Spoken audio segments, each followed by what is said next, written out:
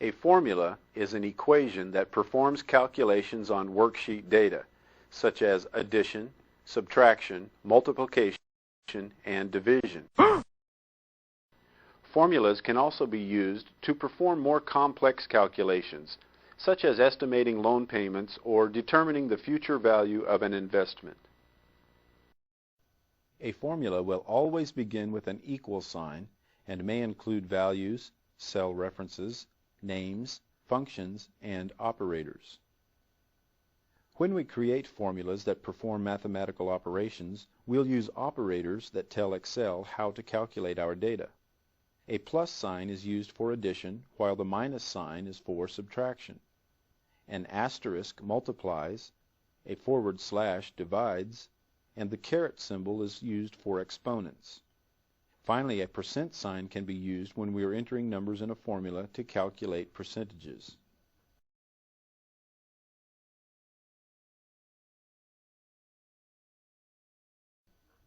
It's important to understand that the basic mathematical order of operations is followed when calculations are performed. Excel will perform any operations in parentheses first, then exponents will be calculated, followed by any multiplication and division.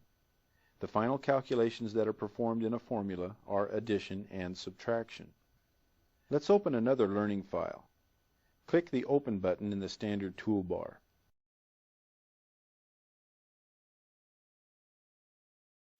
With the Viagrafix Learning Files folder displayed in the Look-In box, double-click the Chapter 4 file to open the workbook.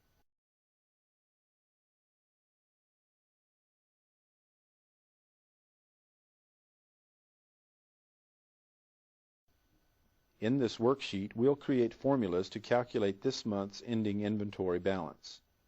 This will involve adding the previous month's ending balance with the number of goods received throughout the month, then subtracting the number of items sold. Let's begin by adding the values in cells B4 and B5 to find the total amount of hardcover books.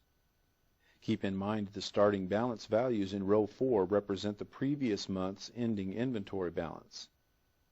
Click in cell B6, then type an equal sign to begin the formula.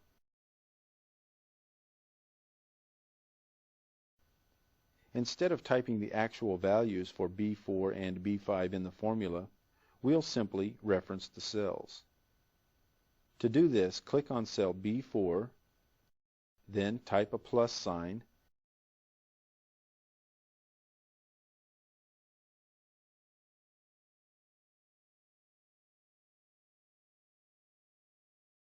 and click in cell B5.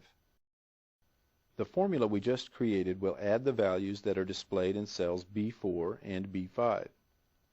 Press Enter to perform the calculation. The total is computed as 279 and is placed in cell B6. If we need to edit a formula after it's been entered, simply double-click the cell that contains the formula. We can make any changes that may be necessary, such as adjusting the cell references. Then we press the Enter key when we are finished revising the formula.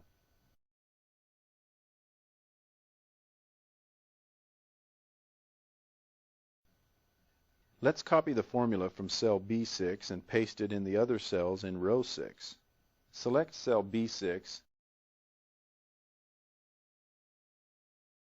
then open the Edit menu.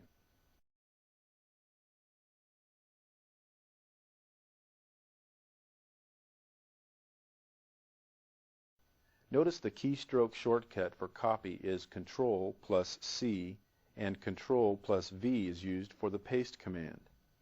Click the Copy command. A copy of the formula has been placed in the Office clipboard. Keep in mind the clipboard now allows us to store up to 12 copied objects, then paste the items as we need them. The Office clipboard is a new feature for all of the applications in the Office 2000 suite. We can easily see what has been copied to the Office clipboard by opening the View menu and selecting Clipboard from the toolbar's flyout list. Next, we simply select the cell or range of cells where we want to paste the formula. We'll select the range of cells from C6 to E6. Now we can use the paste command or simply press the Enter key. Press Ctrl plus V to paste the formula into the range of cells